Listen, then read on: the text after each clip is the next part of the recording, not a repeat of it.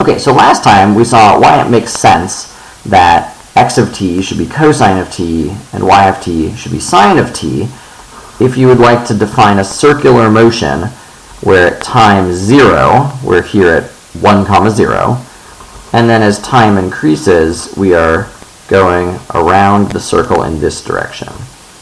It's worth thinking about why are we going around this way. An easy way to think about it is using one of the core concepts. So I know that whatever number I put as an input to cosine, it's being interpreted as an angle, because that's what cosine functions do. They turn angles into x-coordinates. So if I'm giving t as my angle, and if t is going up, what that means is that my angle is also increasing. So I can imagine it as a motion in this direction. Okay, so what I want to do is I'm going to write 4 sets of equations, and we're going to deduce what they must be doing to the path or the motion of the path, or motion along the path, just based on how they're affecting the equation. Okay, so here I'm multiplying by 2 on the outside of the trig functions. Here I'm adding 2 and 3 on the outside. Here I'm taking the opposite of t on the inside, and here I'm multiplying t by 2 on the inside. So pause the video and think for a minute.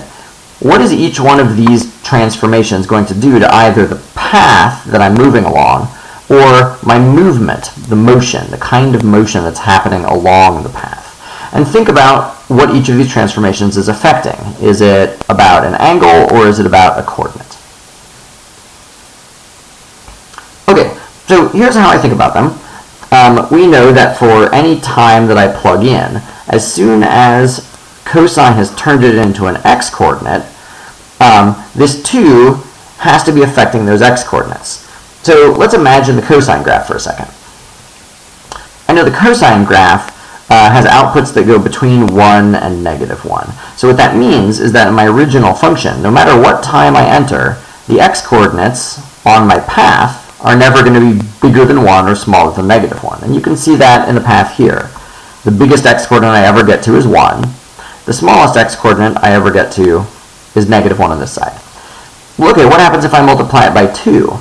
If I imagine multiplying by 2 on the outside of this function, it's going to stretch it vertically. So let's draw that. So if I stretch it vertically by 2, that means that now, for different times I plug in, the largest thing this could be is +2, the smallest is -2. So what I've done is I've actually changed the interval of x-coordinates that I know that my path is visiting. So now I know that my path doesn't just go to 1, it's actually going to go all the way out to 2, and all the way out in this direction to -2. And you can draw the same picture with sine and think about that with sine as well. So the overall effect that this is having is it's scaling all my x and y coordinates by a factor of 2. So everything's getting bigger. So the path this produces is going to be circular motion, but circular motion with a radius of 2, like this. Pardon the poor drawing. Okay, so let's think about what this one's doing. Here I'm adding 2 on the outside. So if I think about what are all of the output values cosine could give, this is still just regular old cosine. So the largest thing it could be is 1, the smallest thing it could be is -1. So now if I imagine that range from -1 to +1, and I add 2, that would be like shifting this whole graph up by 2. Let's draw that. So if you think about the interval from -1 to +1 getting shifted up, here's that same interval. The -1 when I add 2 becomes +1. The +1 when I add 2 becomes 3. So -1 to +1 becomes 1 to 3. So now I can see that after I've added 2, the x-coordinates are kind of oscillating between 3 and 1. The y-coordinates are going to be oscillating between, well, let's think about it. If I add 3, then it's going to be between 2 and 4. So if you imagine what that's doing here, you can sort of see the x-coordinates are between 1 and -1, and they're oscillating. So right in the middle, 0, is the center of the shape. If I've shifted all the x-coordinates to oscillate between 1 and 3, the center of the shape is at an x-coordinate of 2. So this has had the effect of shifting the entire range of x-coordinates to the right by 2. So this is going to produce a path that looks like this. Right by 2, up by 3, but it's still a circle whose radius is 1. And I know it's 1 because the total amount of change in the cosine, which is giving me my x-coordinates, is a change that can go up by 1 or down by 1 from where it's centered at 2. So this would be something that looks like this. Okay, what about these ones? So here, taking the opposite of t, I know that this can't possibly be affecting my path. It's not making it bigger, it's not making it smaller. And the reason why is because no matter what I do on the inside here, the outside is still just going to give me values between -1 and +1. So when I'm changing, so anything on the inside isn't changing x-coordinates, it must be changing angles. Okay, so how do I think about that?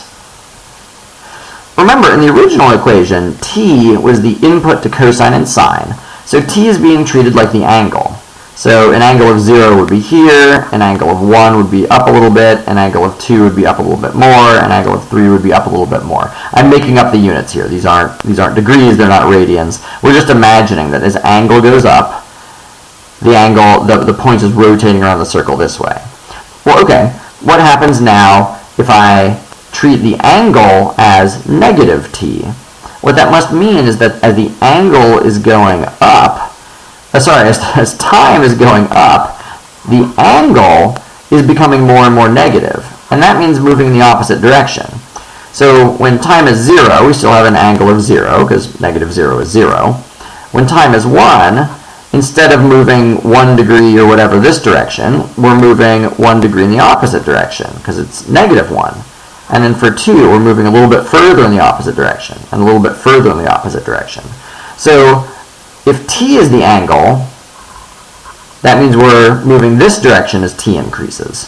If -t is the angle, that means we're moving in the opposite direction as t increases. So this has the effect of just rotating in the opposite direction. It's the same path as the original. Let's sketch it. Except now, t is 0 here, and I'm moving that direction instead. Okay, let's think about the last one. I mean, now that you've been through these examples, you can probably think of the last one perfectly well yourself, but I'm making the video, so I'll do it too. So here is t. I'm going to think of this inside part as being called a for angle. So here a is going to be twice t. So if t is 0, 1, 2, 3, in the original graph, the angle was just t. So as t goes up, that's how far the angle goes up. Here, the angle is twice t. So if you think about what effect that's going to have, in the original graph, at time 2, the angle was going to be like here. In the new graph, at time 2, the angle is going to be twice as big. So that's going to be rotated kind of twice as far around. So if in the same amount of time I'm rotating twice as far around my circle, it must be that I'm moving faster. And that's exactly what this does. So it's the same exact path with the same exact starting point. T equals 0 is right here. Only in my original function, so let's see, let's go back to radians. So it's 2 pi radians to get all the way around. So t equals 2 pi would be the moment in time when I've gone full circle. Here, t equals 1 pi, so that's half as long, would be the moment when I've gotten full circle. Because if I plug in pi for t, I'm going to get an angle of 2 pi, which would be a full circle. So again, it must be that I'm going twice as fast. Okay, so I'm trying to illustrate the thinking behind how you can make sense of these equations for yourself. And so that's the thing I want you to practice. It's nice to be able to know exactly what to do to equations, to kind of move the shape where you want or have it rotate the way you want. But I think the much more important skill is the thinking, being able to reason carefully by thinking about what happens as t goes up, what's changing, or by thinking about what's the difference between doing a change on the outside versus doing a change on the inside, x-coordinates versus times. Thinking about what is the range of possible outputs, because that's the range of possible x-coordinates, which tells you where your actual path is. So those are the kinds of thinking tools. I hope that this was helpful.